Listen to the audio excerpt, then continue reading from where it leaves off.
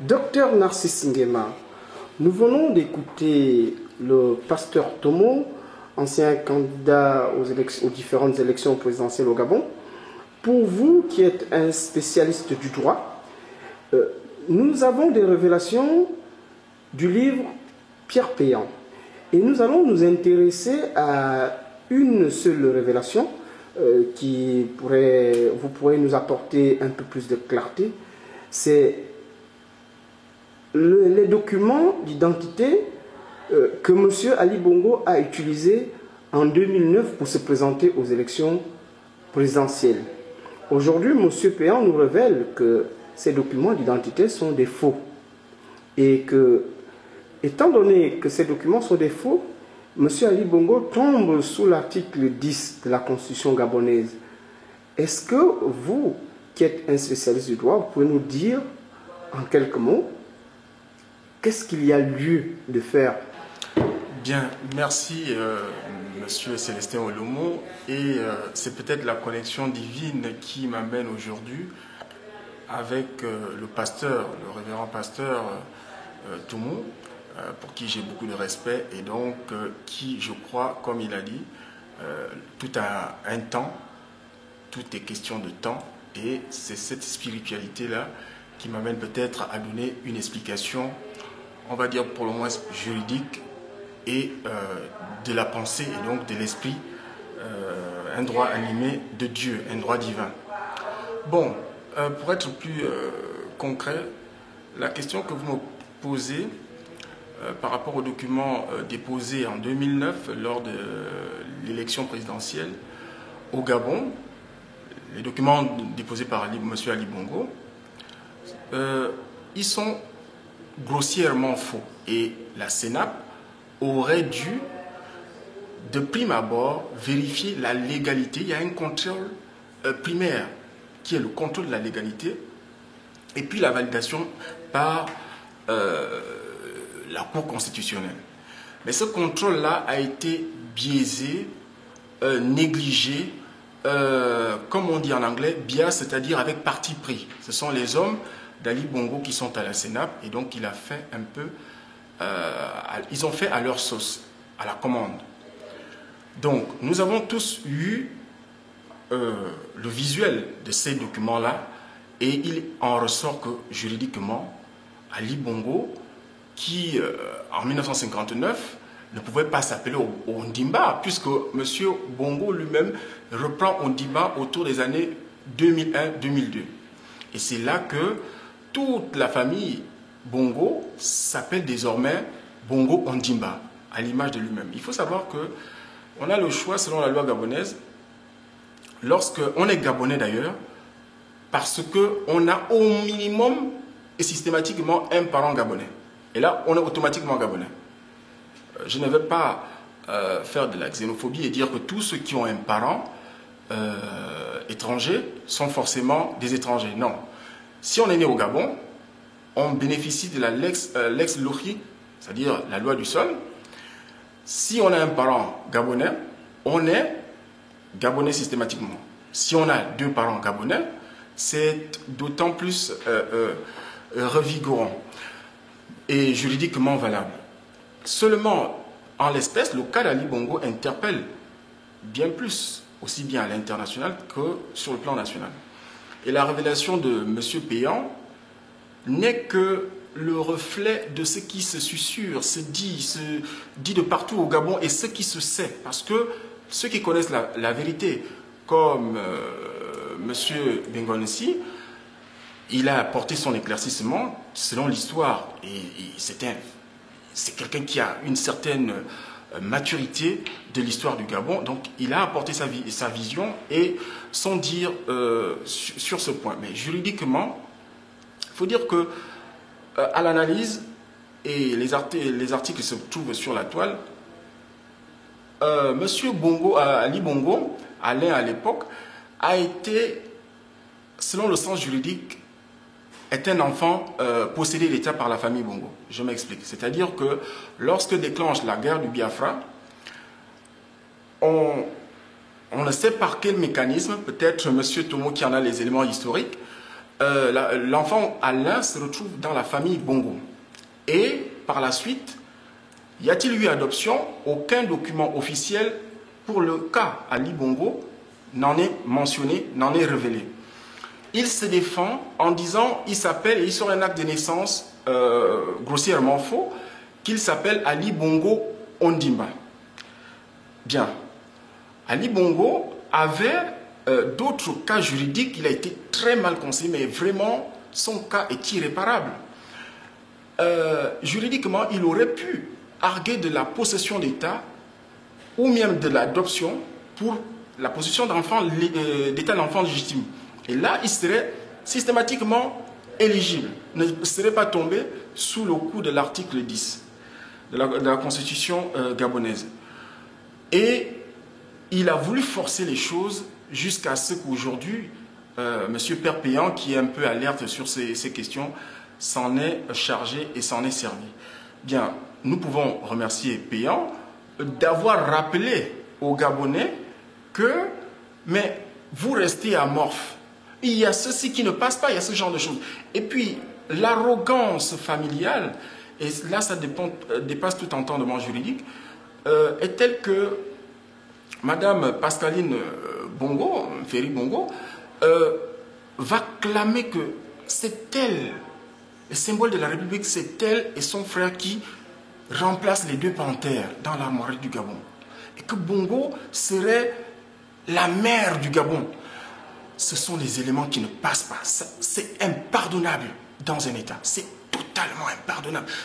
Je crois que, comme l'a dit le pasteur Tomo, le devoir des Gabonais, c'est de débusquer ces gens-là, de ne plus jamais leur laisser une seconde de liberté, parce qu'ils sont arrivés à une telle gestion inconsciente du pays qu'ils en sont à penser que l'État gabonais, ce sont eux physiquement et ce sont eux matériellement, et que on ne peut penser le Gabon sans eux. Le Gabon, ce sont eux.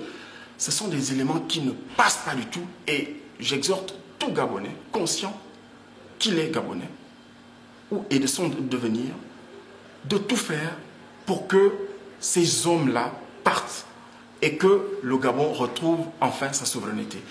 Et d'ailleurs, la France, pour y venir, doit plutôt aider les Africains, et même elle a intérêt à ce que les Africains deviennent des pays véritablement autonomes, défendent leur autonomie et défendent leur nation, plutôt que de continuer avec les mafieux d'État comme les Ali Bongo.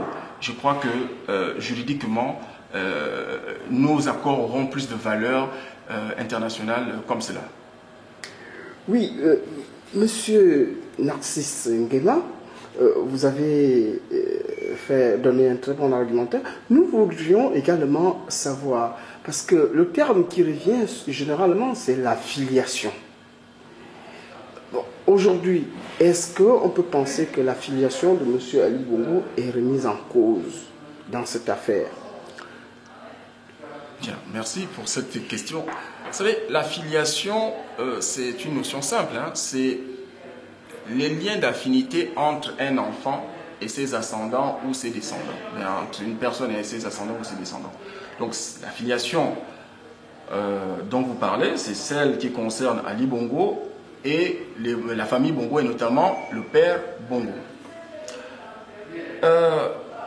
Ali Bongo, par sa fraude, son faux usage de faux, finalement, se remet dans une situation d'apathie, parce que finalement, on ne sait pas plus qui est Ali Bongo. On sait que, selon la morphologie, il donne des allures d'une personnalité, un général Ibo, Monsieur Emeka, que nous connaissons tous, et nous avons fait les comparaisons. Il lui ressemble tellement comme deux gouttes d'eau, ainsi que la descendante de ce général, qui est d'ailleurs responsable de milliers de morts au Nigeria lors de la guerre du Biafra. Et donc il se met dans une situation, et c'est tellement dangereux, d'apatride. Parce que, en fraudant, il s'est mis à dos tout le système juridique et judiciaire gabonais. Aujourd'hui, on ne peut même plus parler de plainte, parce que on va porter plainte chez qui? Chez des institutions que Bongo a mis en place et qu'il maintient sous une justice aux ordres. Non. Ce qu'il convient de faire, c'est qu'à un moment donné, les citoyens gabonais doivent, et l'armée d'ailleurs gabonaise, ainsi que la police gabonaise, tout bras armé doit désormais prendre ses responsabilités et que tous les Gabonais en viennent à les mettre hors d'état de nuire. Ils sont tellement dangereux. Et Ali Bongo, par sa filiation, finalement, s'est mis dans une situation d'apathie dont on ne sait plus très exactement. Parce qu'il faut comprendre que quand on est juridiquement affilié à son ascendant, on emporte par conséquent sa nationalité. C'est-à-dire que s'il est démontré que Ali Bongo est le fils à Omar Bongo, il devient gabonais. Mais cela le rend-il éligible? Comment est-ce qu'il tombe sous le coup d'enfants apatrides? Parce qu'il n'a pas su démontrer par des moyens honnêtes et ne peut donc plus arguer des moyens honnêtes puisqu'il s'est déjà compromis. Et c'est cela, tout le tripatouillage, la difficulté dans laquelle Ali Bongo s'est mise lui-même en se mettant à la corde au cou, parce qu'avec la loi, notamment le système d'état civil, on ne triche pas, et quand on triche, ça doit faire très mal quand on porte la responsabilité d'un État. Et ça prouve aussi que cet acte de naissance prouve aussi qu'Ali Bongo a mis un système de mafia qui truque des documents à l'argent. Et on peut tout imaginer, quasiment l'aliénation, la confusion des biens de l'État à leur propre poche. Donc on peut y aller et restons-y sur cette filiation qui finalement est faussée. On sait qu'il me vient de droit d'éclairer que Ali Bongo reste un enfant possédé d'État, mais cet argumentaire-là ne peut plus être argué devant les juridictions compétentes qui sont d'ailleurs civiles, parce qu'il a déjà argué d'une filiation légitime de sang, alors que ce n'est pas le cas. Il aurait pu passer autrement. Monsieur Narcisse Nguema, une dernière question. Lorsqu'on regarde tout ceci, que peut-on dire des institutions judiciaires gabonaises qui n'ont pas pu mettre la lumière ou voir? Parce que, comme l'a dit M. Péan, même un enfant de 10 ans est en mesure de comprendre que l'acte de naissance présenté par Ali Bongo est un faux. Mais que peut-on dire sur les autorités gabonaises qui ont laissé passer ce genre de comportement? Bien, il faut d'abord revenir à l'historique des institutions gabonaises un tout petit peu, et je n'aimerais pas faire de l'histoire du droit, que le système mis en place par la famille Bongo était un système paternaliste, finalement un grand-père qui laisse tout couler. Et ceci étant fait, il a confondu le système de l'État qui est un système institutionnel, c'est-à-dire organisé selon la légalité, pour durer et pour servir. Ces institutions-là que sont à la base la Cour constitutionnelle, le Sénat, la Sénat, l'Assemblée nationale, différents ministères, différentes administrations, a connu ce qu'on appelle beaucoup de connivence. C'est-à-dire qu'on va nommer à la tête de la Cour constitutionnelle une femme, finalement une maîtresse à Omar Bongo, le feu Omar Bongo, qui est aujourd'hui Madame Boranso, et qui se donne aujourd'hui le droit d'y demeurer à la Cour constitutionnelle pendant aujourd'hui 23 ans. Et en modifiant l'article 89, parce que l'article 9 concerne le président, l'éligibilité du président de la République, l'article 89, l'éligibilité du président de la Cour constitutionnelle. Elle va prendre lettre pour lettre ce qui se dit à l'article 9. C'est-à-dire que le président est élu pour une durée de 9 ans, il est rééligible. Donc la présidente de la Cour constitutionnelle est élue pour une durée de 7 ans, elle est rééligible. Donc, et elle va quasiment dire ces choses-là qui sont assez graves. c'est-à-dire que c'est un peu faire du prêt-à-porter pour les institutions de la République.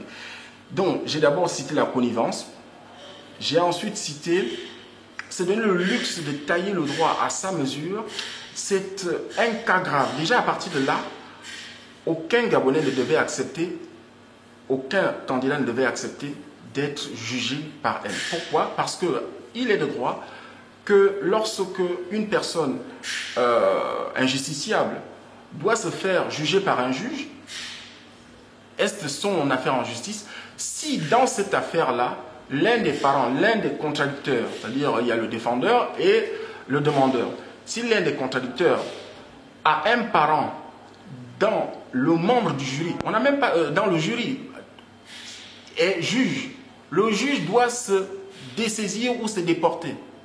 Alors, elle ne l'a jamais fait, mais tout le monde le sait. Luc Bengonessi l'a rappelé, Mambundu l'a rappelé. Elle est d'ailleurs elle-même inéligible. Et je dirais même que la Cour constitutionnelle ayant la haute charge d'organiser, jusqu'à y compris, les élections au Gabon et d'en dire la légalité, d'en déclarer le vainqueur définitif, parce que ces recours sont généralement uniques et donc sans recours. Donc, elle devait être la plus correcte de la République. Mais on constate que c'est en fait elle la première hors la loi de la République, Madame Boranto. Donc cette dame-là, elle est inqualifiable dans sa déviance. Je dirais même sa démence. Et ceci étant, c'est un point de droit, c'est une institution qui, en réalité, avec cette somme de choses, cette somme de comportements, n'a pas valeur juridique. Et donc même, toute décision qu'elle prend est totalement entachée d'illégalité et donc d'illégitimité. Je vous remercie, Monsieur Narcisse Nguema, Pasteur Tomo. Merci d'avoir participé à ce petit débat. Nous reviendrons très prochainement pour avoir d'autres lumières. C'est la vérité pour le Gabon.